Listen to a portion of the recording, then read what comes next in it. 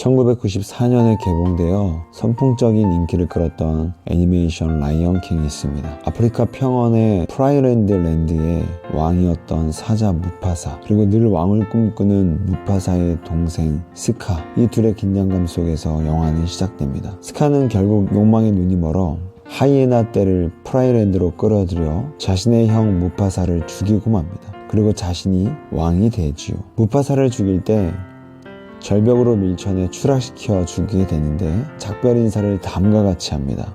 왕이여 만수무강하소서. 우리는 때로 스카의 마음을 가질 때가 있습니다.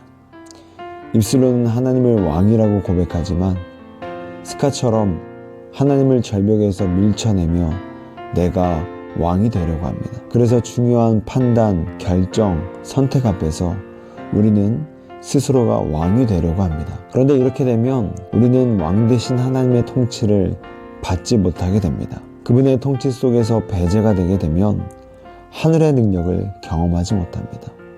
대신에 자기 자신이라는 음울한 개구리가 되어 연약한 우물 속에서 갇혀 살게 됩니다. 하늘의 세계는 넓고 광활한데 자신이 경험한 좁은 세계만이 최고인 줄 알고 착각하며 무지 가운데 살게 된다는 겁니다. 그러니 하나님을 왕으로 삼지 못하는 인생은 큰 손해를 겪는 인생이 되어버리고 만다는 겁니다. 오늘 본문은 순차적으로 속죄일부터 시작을 해서 매일 드리는 번제까지 수많은 절기와 제사를 언급하고 있는데 그 사이사이에 왕의 역할을 기록하고 있습니다. 그런데 하나님이 왕의 모습을 묘사하면서 왕의 정치적 역량과 권한은 축소시키고 대신에 철저히 낮고 겸손하게 성전을 수종드는 자로서의 모습을 부각시키고 있습니다. 46장 8절에서 10절을 보게 되면 왕과 백성의 성전 출입 규정이 나옵니다. 그런데 주목할 점은 왕이라고 해서 백성들보다 더 특권을 주지 않았다라는 겁니다. 백성을 대표하는 왕이었기 때문에 안뜰로 열린 문설주까지는 입장이 허용되었지만 그 역시 백성들과 똑같이 안뜰을 지나갈 수는 없었습니다. 백성은 북문으로 들어오면 남문으로, 남문으로 들어오면 북문으로 나가야 했습니다. 많은 숫자가 한꺼번에 성전을 출입해야 됐기 때문에 성전 측에서는 정해진 노선에 따라 움직이도록 안내했던 겁니다.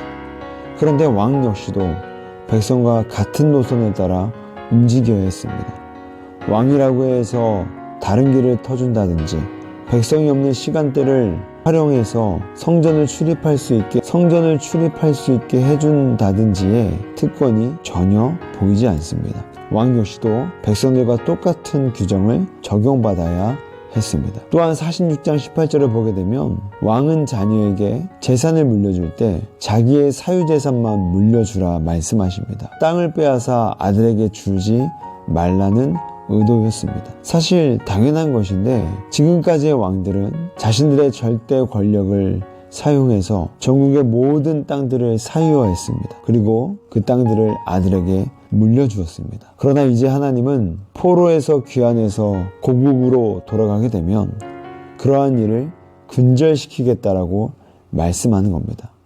무슨 의도입니까? 점점 더 왕의 정치적 기능을 축소하고 대신에 왕의 자리가 철저히 성전과 예배를 수종드는 자리로서 왕의 기능을 새롭게 정의하고 있다라는 겁니다. 이것을 통해 하나님께서 말씀하시는 것이 무엇입니까?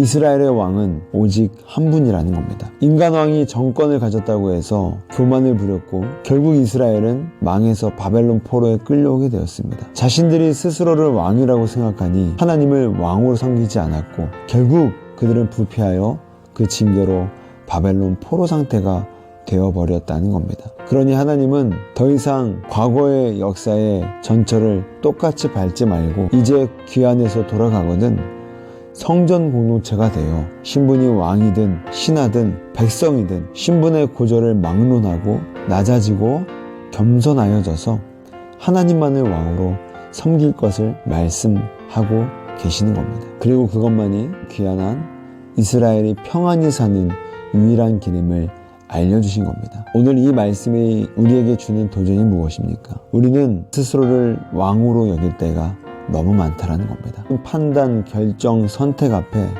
하나님을 제끼고 내가 왕이 될 때가 너무 많다라는 겁니다. 라이온킹에서 스카가 무사파에게 입술로는 왕이여 만수무강하소서 이렇게 말했지만 그의 행동은 왕을 절벽에서 밀쳐내고 있었습니다. 마찬가지로 우리 역시도 입술로는 하나님을 경외하나 삶의 현장에서는 하나님을 제끼고 밀어내고 멸시할 때가 너무 많다라는 겁니다. 그러니 오늘 이 하루 하나님만을 왕으로 인정하시고 섬기셔서 하나님의 복된 통치 가운데 들어가서 그분의 통치만이 제공하는 놀라운 능력과 평안을 경험하는 우리 모두가 되기를 주의 이름으로 축복합니다.